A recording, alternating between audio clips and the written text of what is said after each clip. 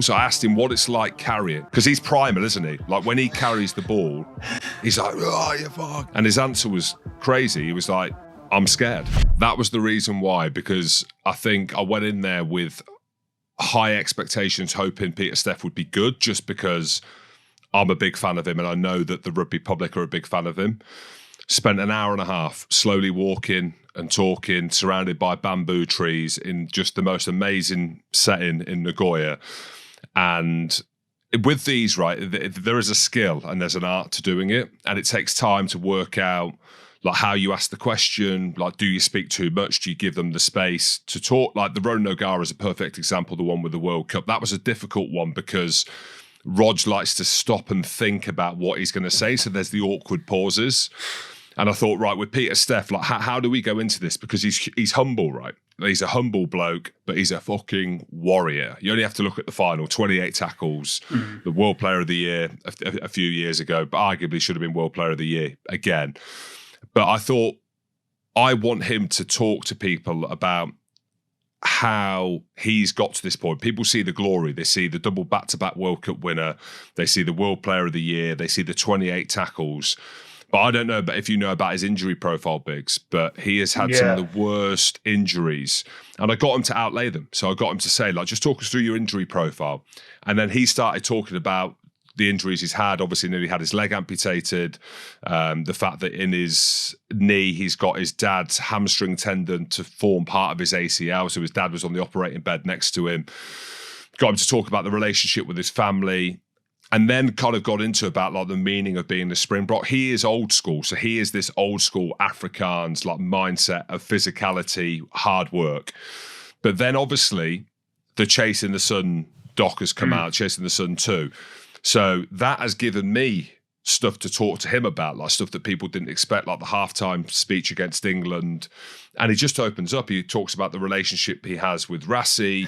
Jim, did you get an impression from, because I always think this with guys like him. He's just won back-to-back World Cups. He's now going to play in Japan. Clearly, the rugby is at a very good level, but it's clearly not a World Cup level and international stage. Did you get an impression from him that it was almost a bit of a release from that pressure going there as well? Is that why a lot of them, the Springboks, go there, I suppose? Because it feels like, where do you go after winning back-to-back World Cups? Do you know what I mean? I asked him that. Yeah, so that question that you're thinking, I'm asking him as well, because the hysteria of going home, he answered it, loves South Africa, but he lives on a farm, so he's kind of got that space to roam without people not bothering him, but oh my God, it's Pieter Steph. But Damian de Allende answered that and was like, yeah, he's like, the emotional drain it can have, like going home and the celebrations, actually being in Japan where, as we've just mentioned, it's like a country like no other.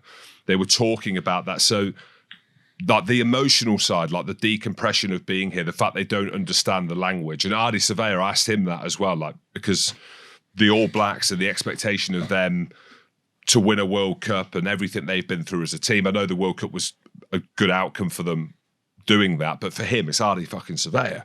So he was saying, yeah, he said, actually being in Japan, you just concentrate on your rugby, your training. I love AG1. Producer Rob here from the world's most listened to rugby podcast. Just want to give a massive shout out to AG1 for sponsoring today's video. It's totally simplified our health routine. All the lads on the pod are on it. It's absolutely class. In between recording interviews with rugby superstars and babysitting for Jim Magooty, it can be difficult to make sure that my body gets what it needs. That's why I take AG1. It's packed with over 70 high quality ingredients to support my mental and physical health. We're talking essential vitamins, minerals, antioxidants and more, ensuring that I get all the good stuff I need to kickstart my day right. All you got to do is put one scoop in your shaker and drink it down. It's as easy as that. It's convenient, it tastes good, and it does wonders for your health. It's really easy to overlook nutrition, and that's where AG1 steps in. Interested in giving AG1 a shot? Get 20% off your first purchase by heading to drinkag1.com/therugbypod or by clicking this little QR code up here. Plus, you'll get a year's supply of vitamin D3 and K2 and 5 travel packs after your first purchase. Don't miss out on this game changer for your health. But even with Pieter Steph, like I said to him, is it a lower kind of level? And I watched the game. I watched their game, and they lost at home. Toto Verblitz he plays for. They've got Steve Hansen. They've got Ian Foster on the way. Like I said, they've got Aaron Smith. They've got Bodie Barrett. Like they're 8, 9, 10. They've got the 3 best players in the world in that position. So, and then you've got Ardie at the other club as well. So yeah, they're the questions that I asked. I asked Ardie Savea once for the fans. And, what do the kids... I have to go into these bigs, like, it's not about necessarily what I want to know. It's like, what people want to hear, yeah. Yeah, so I asked him what it was like being at the front of the hacker. And he was talking about not fucking up, like making sure that it's all in sync and it looks $1 million. But I talked about the pressure of how he feels. I asked him what it's like carrying. I said, Ardie, give us an idea of, like, when you're coming around the corner... Because he's primal, isn't he? Like, when he carries the ball, he's like, oh, you fuck. As in, there's a primal element to it. And his answer was crazy. He was like, I'm scared. He's like, I'm coming around the corner. And he said, I'm shitting myself. Jim, let me tell you one thing. He's definitely not the most scared person on the pitch at that point. It's the person who's in front of him when he's coming around the corner is more scared. I can assure you of that. I can absolutely, from personal experience, I can assure you of that. But that's what I said. I was like, if it's Scotland and you coming around the corner, if it's Scotland back in 2009, I was like, I can understand. I said, why you'd be scared.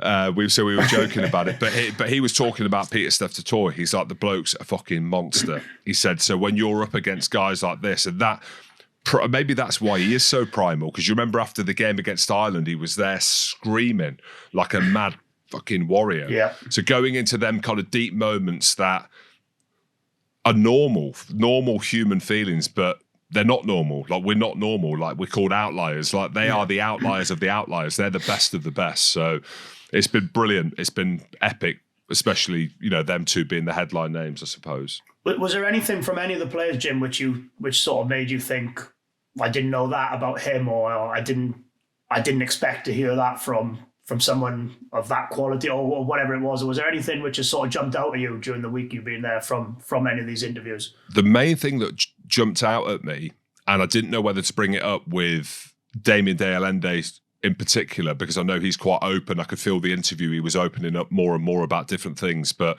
in Chasing the Sun 2, they talk about the relationship between Duane Vermeulen, Ebenet Sabeth and Sia Khaleesi, and how there's friction and how they don't see eye to eye. And then because Damian was so open, I kind of asked him about that, which will be a headline answer and almost a bit kind of clickbaity from that point of view. But I asked him just out of interest, and I said, like, how is that as a player where you've got the 3 biggest alpha males, the most physical guys in your team, the highest profile players, and there's issues? So him talking about the dynamics of the squad was really interesting, because I'd always find that uncomfortable. Like, you know what I mean? Because we've all been in teams where it can be a bit awkward. So that blew my mind as well. Do you know what, though, Jim? I reckon I see that as such a positive, that there's friction between your big players and your leaders and things, because they all want the same thing. They all want to raise standards. They all want to make sure that the team is lifting the trophy at the end of the tournament or the end of the match or whatever. And it's funny, actually, because I read Gary Neville's autobiography quite a long time ago, and he was saying that in that great Man United team that won the treble, he was saying that Roy Keane, Sheringham, Schmeichel, there was 3 or 4 players who actually did not dislike each other, didn't like each other as people, but when they got on the training pitch, or they got in a meeting room, or when they got on the, whatever it was, training pitch, match pitch, whatever, they just pulled and they wanted to win so much that they brought people with them, and they sort of forgot about perhaps the personalities, and they left their egos on the side and they just pulled together. And that sounds exactly what that sounds like. They've got 3 unbelievable players, leaders, personalities, and they just it seems like every successful, proper successful team have got a little bit of that in it. You know what I mean? Exactly. And also off the back of that, and I picked this up with Damian, but also with Brodie, and it'd be interesting to hear your opinion on this as well, Biggs, because when you talk to South Africans and whenever you hear about South African rugby, the tagline is, and tagline's a bit disrespectful, but just for this, just hear me out. The tagline is, it means more. You know what I mean? It means more than rugby. And chatting to Ardie and chatting to Brodie and referencing Chasing the Sun 2, their biggest foes being the Springboks, I asked about their emotional drivers for the All Blacks because, yes, you've got the haka, which is incredibly powerful and emotional. And they didn't say it, but I got the impression that their reason why they didn't really have one. And for them, it was very structured. It was very strategy-based, right? This is how we're going to play. This is the blueprint. But speaking to Damian and Pieter Steph Du Toit, it means more. I could feel it. So when they're telling me, and the way that they're telling me, Pieter Steph's almost in tears talking about what it means to play for South Africa. We're talking about one of the best players to have ever walked the fucking planet. And we're walking amongst bamboo trees that are creaking, and he's almost in tears in Japan where no one really knows him, no one sees him. I'm like, that is it. He means it. Do you know what my take from that, Jim, is that you look at the World Cup that's just been, the one that they just won, the quarterfinals, the semi-finals, and the final. All 3 games, they could easily have lost those 3 games, couldn't they? But they ended up winning by 1 point.